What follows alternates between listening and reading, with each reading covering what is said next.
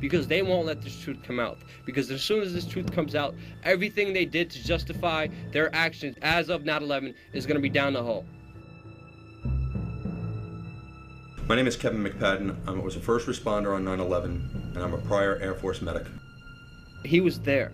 He was there when Building 7 came down, and he clearly hears a countdown of the building being demolitioned. On the first day on 9/11, was staged north of Building 7. Amy Goodman was out in the intersection part. World Trade Center Building 7, your opinion? I think it needs to be further investigated. They had half of us separate into search and rescue and half of us into medical assistance. When we saw the firemen pick up and start grabbing their equipment and bustling back and forth, you know, they were getting ready to do something, we started asking questions. And so we had our eyes on this Red Cross representative that was holding a radio. So, you know, usually the person who's holding the radio has answers. Well, what's going on? What's going on? Well, what are the firemen running around for? And like, there's something going on. And next thing you know, there's firemen grabbing all their equipment, and there was a whole bustle and shuffle of firemen going on. He goes over, he talks to the fireman, he comes back with his hand covered over the radio, and he's like, you know, just sit tight, calm down, calm down, you know, it's all right. He finally has this face that is like he was heartbroken. He's like, just run for your life. You hear that? Keep your eye on that building, it'll be coming down soon. The building is about to blow up. Move it back. Rescue workers pushed people away from the scene.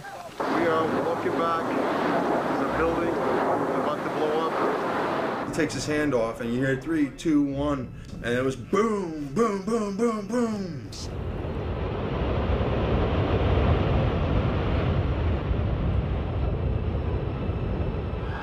And I said, you know, we've had such terrible loss of life. Maybe the smartest thing to do is pull it. And they made that decision to pull, and then we watched the building collapse.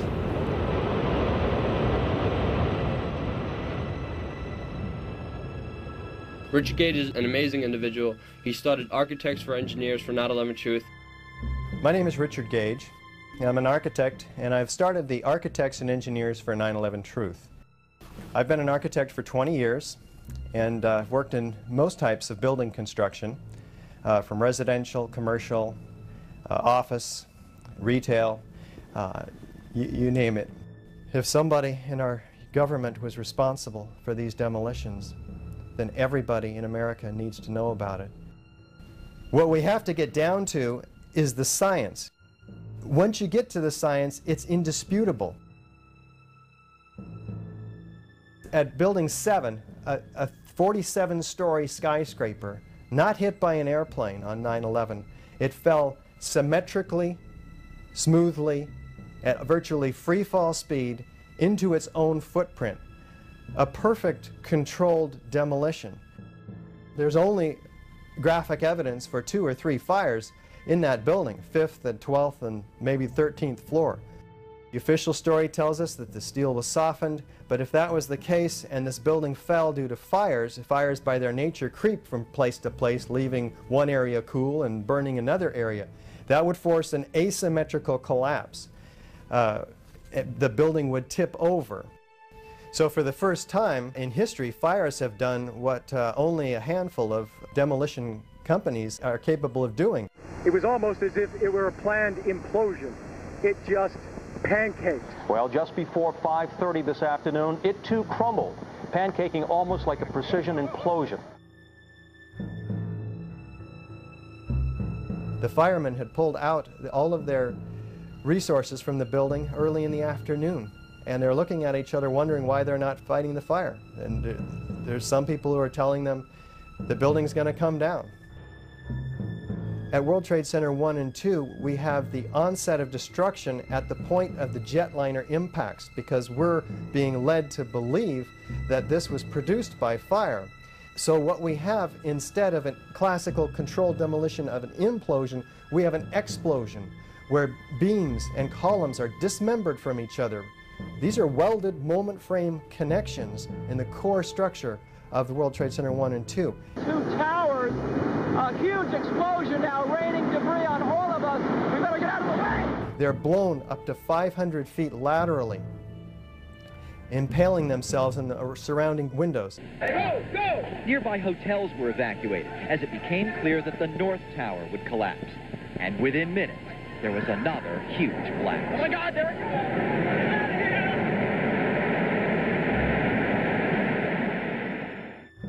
is! Eyewitness accounts of explosions and flashes of light prior to the onset of collapse are key. We really never even got to that close to the building. An explosion blew and it knocked everybody over.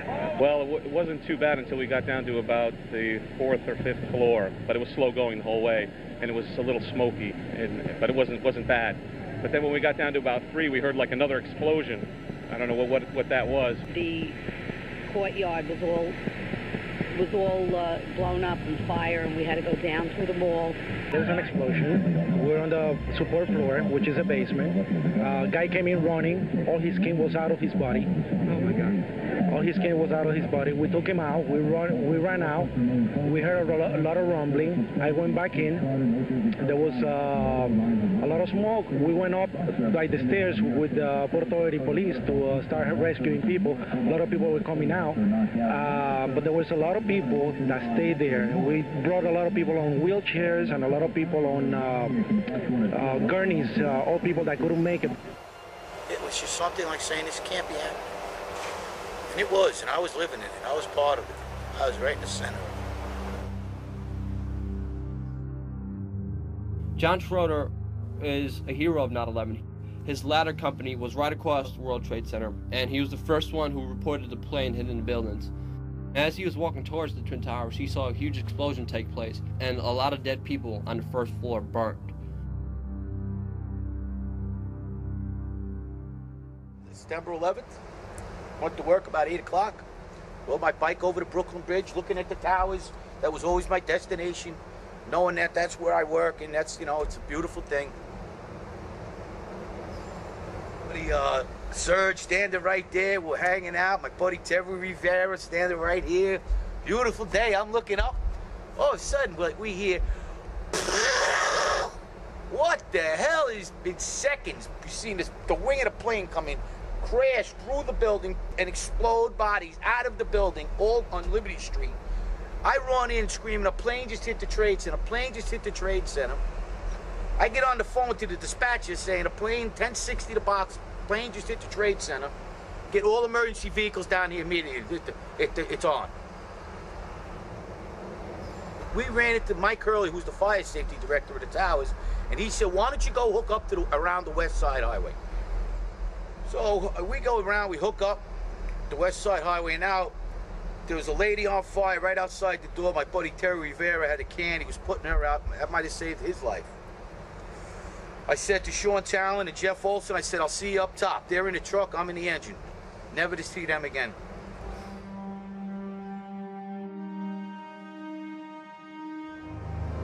We were so dumbfounded because by the time we got around to the corner to the west side, there was 30 floors of fire.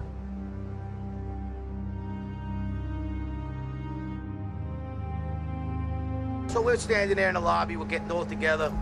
I look down to my right, and the elevators exploded, something out of like a Bruce Willis Die Hard movie. People just come running out of the elevators, on fire, fireballed. We were in there for maybe 5 minutes. 5 minutes, and the elevators exploded on us. Yeah, we said something's wrong, yeah.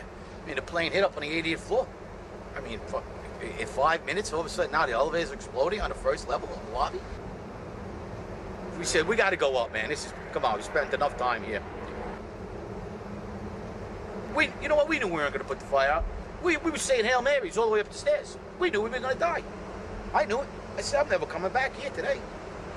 People coming down the stairs from all different floors, burnt. You know, missing an arm, missing this, missing that, and you know, screaming for help. And we're just saying, listen, you got to go down. You got to go down. So we were heading up to the 24th floor of the stairwell, and all of a sudden we heard, Mayday, Mayday, second plane, second plane. Swift, we're looking at each other like, come on, second plane? There's no way there's a second plane. Within seconds, our building got rocked. We got bounced around in the stairwell like pinballs, man. And we just said, you know what? Time to go. We got out as much people as we could. Most of the people were out. We were the last guys going up the stairs. We got down to the 3rd floor, and that's where the stairwell collapsed on us. And we had to dig our way out. Now the building's coming down. We can't see nothing. Once again, saying our prayers. And with that, all of a sudden, we're looking for another stairwell. Me and the lieutenant open the door. We find a body in this closet. We were like, what the heck is that? Where did this come from? Holy shit, what's going on here? Something's crazy going on. We got our way out of the 3rd store, and that's where the maintenance fella, with a little flashlight, saved our lives. He was pointed over, and if it wasn't for him, we never would have found another stairwell. Willie Rodriguez. Thank you, Willie. He saved our lives. Saved about 12 guys' lives that day. We got down to the lobby, and everything was blown out, exploded. Everything was... We were the only ones in the lobby now. We're going, wait a second here. Where is everybody? All of a sudden, we said, listen, man, no time to cry for your mommy. We got to get out of here. So we took off like cockroaches. 12 of us. We all went our own ways. I ran across North End Avenue and outran the building, throwing my gear off. I was standing on the ledge, watching the building come down. I was diving in the river to Jersey.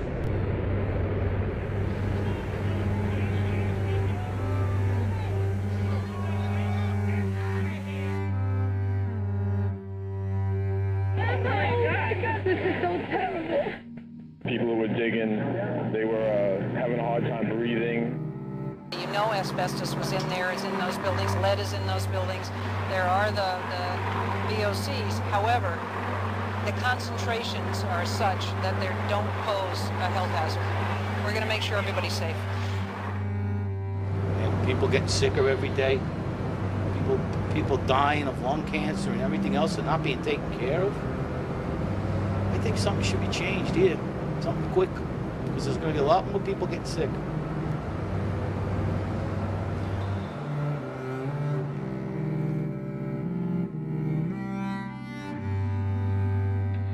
John Field, he runs the Feel Good Foundation, an organization which has been helping out many first responders and has been doing the job that the government should have been doing from the start. That's my roomie. That's his medication, 26 pills a day. He's an NYPD. I call him Skittles, as a nickname, you know. John Field donated his own kidney to another 9/11 first responder who was about to die. My name's John Field. I'm a 9/11 responder. I was there for 5.5 days, and I spent 11 weeks in the hospital after I was horribly injured working on the pile of Ground Zero. 8,000 pounds of steel, they roughed it out, estimated it at, crushed my left foot. After fighting for my own basic benefits, I saw so many other people suffering, and I decided to help people just like me. Denied, neglected, turned down, shunned, laughed at, made a mockery of. Heroes, brave souls, who risked their lives without prejudice, who gave of themselves for this country in the city of New York. Over the last couple of years, I've been running the Feel Good Foundation. The Feel Good Foundation, we advocate for workman's comp and Social Security and crime victims. We do this on limited resources. None of us here get paid. My board is made mostly of 9/11 responders. And we're trying to show others why we have nothing, we can still help each other. We can create that safety net and that support system for others to follow. Isn't that a better feeling in the world than helping somebody? I thought giving a kidney was like, wow, winning lotto, but actually helping a 9/11 responder who can't put food on his table, keep a utility on, knowing that we helped them do that, isn't that a better feeling? Not a better feeling making the government look bad while they just keep screwing everything up.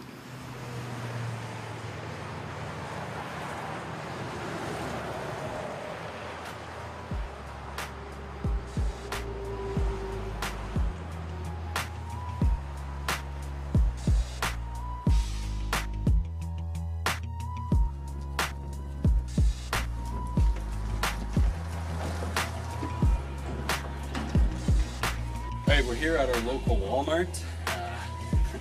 I happened to get the page code to get on the intercom here. All you got to do to get your local Walmart page code is look at your Walmart person when they pick up the phone to enter the code to do something on the intercom. Just pay attention to what they're doing. The code here happens to be pound 9611. Don't tell anybody. Attention Walmart shoppers, 9/11 was an inside job. Google World Trade Center 7 came down at 6.5.